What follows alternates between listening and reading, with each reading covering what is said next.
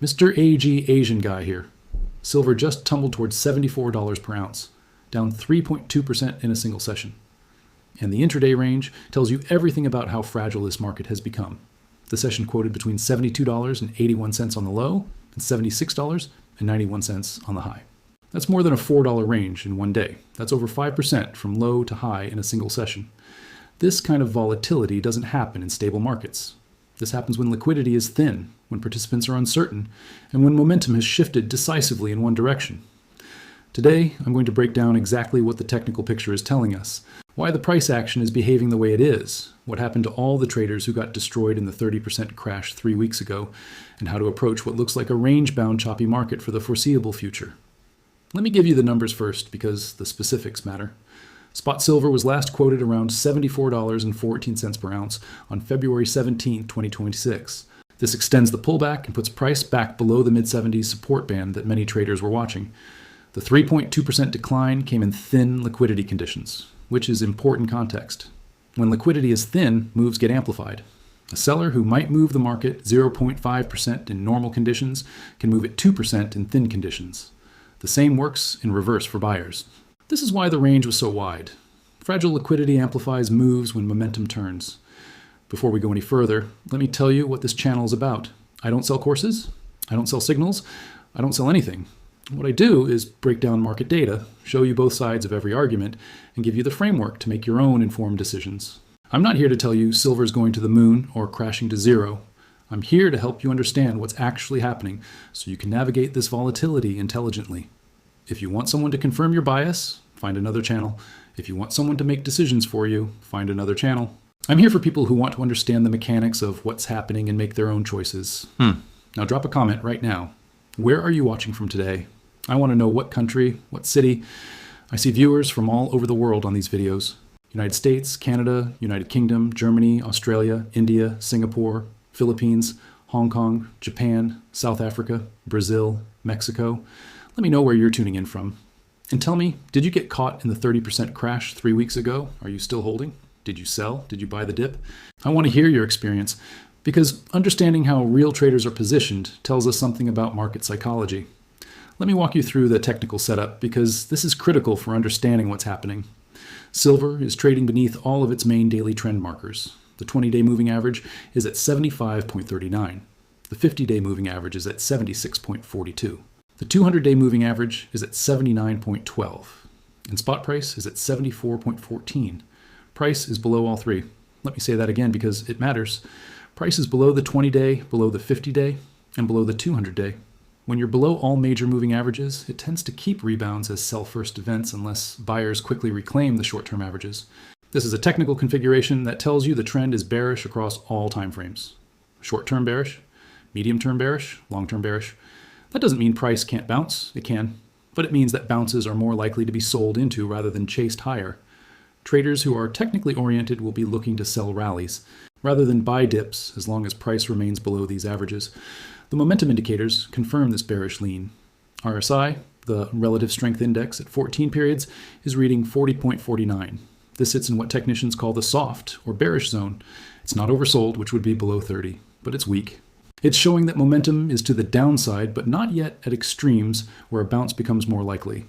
This is actually a challenging position because you're bearish, but not oversold. There's room for more downside before reaching oversold conditions. MACD, the moving average convergence divergence indicator with 12 and 26 periods, is reading negative 0.617. Negative MACD means the short-term average is below the longer-term average. It means momentum is to the downside.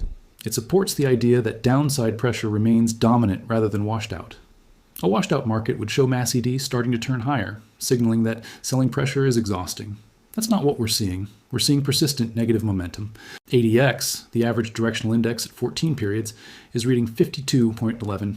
This is significant. ADX measures trend strength regardless of direction. Readings above 25 suggest a strong trend. Readings above 40 suggest a very strong trend. Readings above 50 suggest an extremely strong trend. At 52.11, the ADX is telling you that the current downside move has traction. This isn't a weak drift lower. This is a strong move lower with momentum behind it. The trend strength indicator is confirming that the bears are in control. So let me summarize the technical picture. Price below all major moving averages. RSI in bearish zone at 40.49. MACD negative at minus 0.617. ADX showing strong trend at 52.11. Everything is aligned bearish. That doesn't mean it can't change. Markets can turn. But right now, the technicals are unanimously telling you that momentum is to the downside. Let me give you the specific levels that matter, because in a market like this, you need to know your targets and your stops.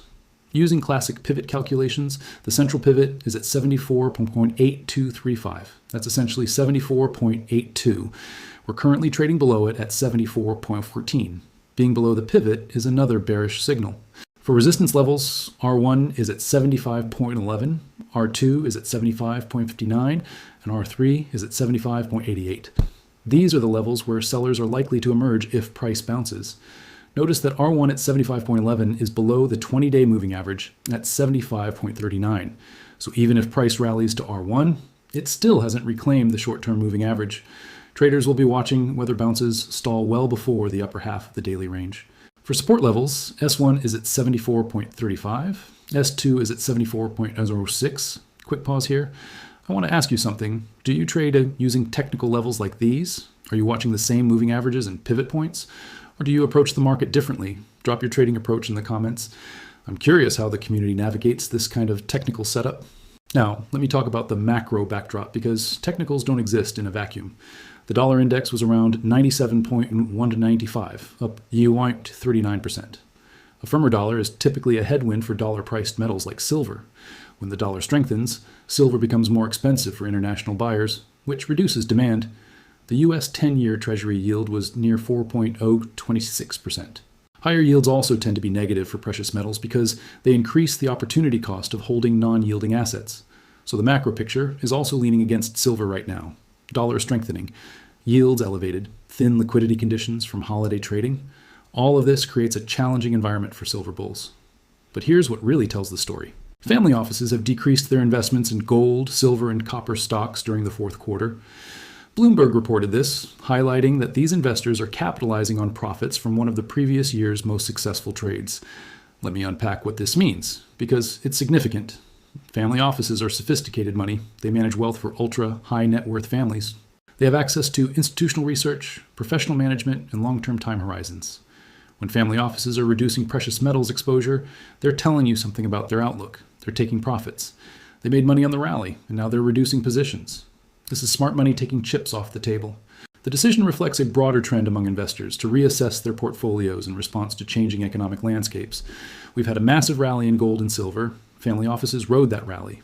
Now they're being prudent. They're locking in gains. They're not betting everything on continued upside from here. This shift in positioning is important context for understanding why prices might struggle to find support at higher levels. And now let me talk about something that I think is underappreciated. 3 weeks ago, silver had a massive 30% drop. Let me quote directly from one analyst who said, and I quote, "I shudder to think about the amount of retail and prop firm accounts that were destroyed about 3 weeks ago with that massive 30% drop," end quote. This is important context for understanding current market psychology. A 30% drop in a short period of time is catastrophic for leveraged traders. If you're trading silver on 10x leverage and the price drops 10% against you, your entire account is wiped out. If you're trading on 5x leverage, a 20% move wipes you out. At 30%, almost everyone who was leveraged long got destroyed. Margin calls triggered, accounts liquidated, positions forcibly closed regardless of the trader's conviction or long-term view. Because of this, a lot of players are probably on the sidelines right now. They're looking for the next big trade or big signal. They're licking their wounds from the crash. They don't have capital to deploy. They're hesitant to re-enter after getting burned. This creates a dynamic where buying support is weaker than it normally would be because the aggressive dip buyers have been eliminated. Let me ask you directly. Were you positioned long 3 weeks ago when the 30% crash happened? Did you survive it? Did you get stopped out? Did you blow up an account? I want to know because this is real. This kind of volatility has real consequences for real people, and understanding how the community was affected helps us understand market dynamics going forward. Now, let me discuss something that could change the fundamental narrative for silver. There are grumblings out of the artificial intelligence world that the numbers don't match up to reality for data centers. Let me explain what this means and why it matters for silver. One of the bullish narratives for silver has been AI infrastructure demand. Data centers need massive amounts of power. Solar panels generate power. Solar panels require silver. Therefore, AI expansion equals silver demand. This has been part of the story driving silver higher.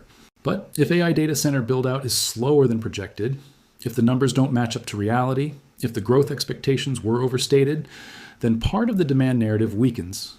This doesn't mean silver goes back to $12. As one analyst noted, that's not going to happen. We have a higher floor than the old normal. But it does mean that part of the bullish thesis needs to be reassessed. The question now is whether actual physical demand is going to validate current pricing. We've had a massive rally, we had a 30% crash, now we're consolidating. The market is trying to figure out what price level actually balances supply and demand given current conditions. And that's a process that takes time. The current assessment from analysts is that $70 is the floor and $90 is the ceiling. Let me say that again. $70 floor, $90 ceiling. That's the range we're likely to trade within for the foreseeable future. This is not a trending market right now. This is a range-bound market. And range-bound markets require a completely different approach than trending markets. In a trending market, you buy dips in an uptrend or sell rallies in a downtrend. You ride the momentum. You let winners run. In a range-bound market, you do the opposite. You sell when price approaches the top of the range. You buy when price approaches the bottom of the range. You take profits quickly. You don't expect directional moves to continue if you're a nimble short-term trader. A range-bound system may be the best way to tackle what is going to probably be a choppy market for a while. This is actually good information because it sets realistic expectations. We're not going to $120 tomorrow. We're not going to $50 tomorrow. We're going to chop between 70 and 90 until something changes the dynamic. The key question for bulls is whether silver can reclaim the 50-day exponential moving average and the $80 level. If we can clear 80, then it opens up the possibility of a move to 85. But that's just more of the same. It doesn't break us out of the range. It just takes us to the upper end of it. The key question for bears is whether the $70 floor holds. Right now, that's the floor. If it breaks, we need to find out where the new floor is. The market is in the process of price discovery, trying to determine what level represents fair value given all the forces at play. Let me give you the scenario analysis because I always present both sides. Bullish recovery case, silver needs to reclaim the 74.82 pivot and hold above it, then push through 75.11, which is R1 resistance. The practical trigger for bulls would be a daily close above 75.39, the 20-day moving average, with RSI above 50. That would shift the short-term momentum picture from bearish to neutral or bullish. Without that, rallies are corrective and likely to be sold. Base case, choppy trade with a bearish tilt as long as spot holds below the 20-day moving average around 75.39, and the pivot remains overhead. In this setup, rebounds are more likely to be corrective unless momentum improves meaningfully. Expect the 70 to 90 range to contain price action. Expect volatility to remain elevated. Expect days like today where you see $4 swings. Position sizing should account for this volatility. Bearish continuation case. This strengthens if silver fails to hold S1 at 74.35 on a closing basis. That would open a path towards 74.06 and 73.58 next on the classic ladder. If pressure accelerates, the day's lower extreme near 72.81 becomes the next magnet to watch. Below that, $70 is the psychological floor that everyone is watching. A break below 70 would be significant. It would suggest the floor is giving way and a new lower range is establishing. That could trigger stop-loss selling from people who were defending the 70 level. It could trigger margin calls for anyone leveraged long with 70 as their mental stop. The move below 70, if it happens, could be fast and violent because of the stops that would trigger. Here's what I'm watching to determine which scenario plays out. First, the 74.35 S1 level. Can price close above this level, or are we going to drift toward S2 and S3? Second, the 20-day moving average at 75.39. This is the first meaningful resistance.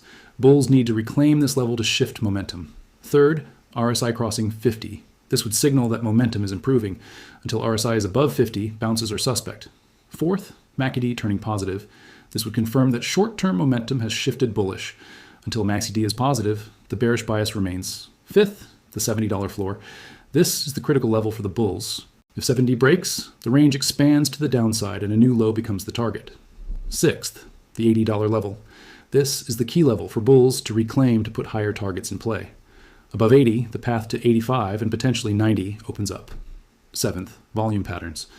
Is selling happening on high volume or low volume? High volume selling suggests conviction. Low volume selling suggests the move might be easily reversed. Let me talk about how to approach this market practically, because understanding the analysis is only half the battle. You need to know what to do with it. If you're a long-term holder who believes in the structural case for silver, this chop is noise. You bought at lower prices. You're sitting on gains. Short-term volatility doesn't change your thesis. You hold through it. You might even add on weakness toward the $70 floor if you want to increase exposure at better prices.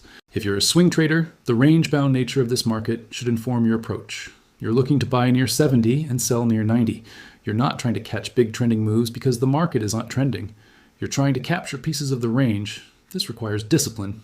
You need to take profits when they're available. You can't get greedy and expect moves to continue. If you're a day trader, the volatility is opportunity. A $4 range in one day provides plenty of room for day trades. But you need to respect the levels. You need to trade with the momentum, not against it. When price is below all moving averages with bearish RSI and negative MACD, you're probably better off looking for shorts on bounces rather than trying to catch falling knives. If you got destroyed in the 30% crash and you're now on the sidelines, take your time. The market isn't going anywhere. You don't need to rush back in. Wait for clarity. Wait for a setup that makes sense to you. Preserving capital is more important than catching the next move. One more question for you before we wrap up. How are you approaching this range-bound market? Are you trading the range? Are you waiting for a breakout? Are you sitting on the sidelines until you see more clarity? Drop your approach in the comments. I want to understand how different traders are handling this choppy environment. Let me discuss one more important factor. The fact that silver was recently bought on the decline toward $74 per ounce, which pushed prices back to 79.20 resistance, tells us something. It tells us there are buyers at these lower levels. The 74 area has attracted buyers before, but here's the key insight. On the rise, the metal continues to be sold. Buying interest appears from 75, but selling interest appears on rallies. This is classic range-bound behavior. Buyers show up at the bottom. Sellers show up at the top. Neither side is strong enough to break the range. The result is chop, back and forth. Frustrating for directional traders, profitable for range traders who understand the game. The challenge is that momentum indicators are currently bearish, which suggests the risk is skewed to the downside even within the range. We might test the lower end of the range before testing the upper end. Position accordingly. 3 key takeaways and we're out. Number 1, silver tumbled to $74.14 with a 3.2% decline in thin liquidity conditions. The intraday range of 72.81 to 76.91 demonstrates how fragile liquidity can amplify moves when momentum turns. Price is now below all major moving averages, including the 20-day at 75.39, the 50-day at 76.42, and the 200-day at 79.12. This technical configuration keeps rallies as sell-first events unless buyers quickly reclaim the short-term averages. This bearish momentum is confirmed by RSI at 40.49, MACD at negative 0.617, and ADX at 52.11, showing strong trend to the downside. Number 2, family offices have reduced their gold, silver, and copper stock investments, taking profits from one of last year's most successful trades. The 30% crash 3 weeks ago destroyed a significant number of retail and prop firm accounts, removing aggressive dip buyers from the market. The AI data center narrative that supported silver demand is facing questions about whether the numbers match reality. These factors contribute to a market that is struggling to find sustainable support at higher levels and suggests the $70 to $90 range will contain price action for the foreseeable future. Number 3, the market is now range-bound rather than trending. The $70 level is the floor that bulls must defend. The $90 level is the ceiling that caps rallies. Trading this market requires a different approach than trading a trending market. Buy near support, sell near resistance, take profits quickly, don't expect directional moves to continue. Key levels to watch are 74.35 S1 support, 75.39, the 20-day moving average for resistance, and $70 is the critical psychological floor. A break of 70 would expand the range to the downside and potentially trigger significant stop-loss selling. The unresolved tension is this. We have bearish momentum on all technical indicators. We have thin liquidity amplifying moves. We have family offices taking profits and reduced participation from traders who got destroyed in the crash. But we also have buying interest appearing at lower levels. We have a floor at 70 that's held so far. We have long-term structural demand from industrial uses. The market is searching for equilibrium, and that process creates the chop we're experiencing. Do your own due diligence, understand the risks, be accountable for your own decisions, have a clear plan, and know your time frames. Are you trading the range or waiting for a breakout? Are you positioned for more downside or expecting a bounce? Know which game you're playing and size your positions accordingly. The 30% crash 3 weeks ago destroyed people who were over-leveraged. Don't be the next casualty. Respect the volatility. Trade within your means. Silver continues to kill time waiting for clarity. That's an apt description from one analyst. The market doesn't know where it wants to go. It's testing levels. It's searching for equilibrium. It's churning while participants figure out what price level actually makes sense given all the factors at play. This process takes time, it requires patience, and it punishes people who try to force directional trades in a range-bound market. The question is not whether silver will eventually break out of this range. It will. Markets don't stay range-bound forever. The question is in which direction and when. The technicals right now lean bearish. The momentum is down, but momentum can shift, levels can hold. The 70 floor could attract enough buyers to reverse the trend, or it could break and open up lower targets. Watch the levels, watch the momentum indicators, watch what happens at 74.35, at 75.39, at 70. These levels will tell you what the market is deciding. React to what happens rather than predicting what will happen. That's how you survive choppy markets. Use your brain. Don't follow anyone blindly, including me. Do your own research, make your own decisions. And remember that in range-bound markets, the goal is to avoid getting chopped up while waiting for clarity. Capital preservation is more important than being right about direction. Let me know in the comments what you think. Is 70 going to hold? Are we going to break lower? Or is a bounce coming that takes us back toward 80? I want to hear from you.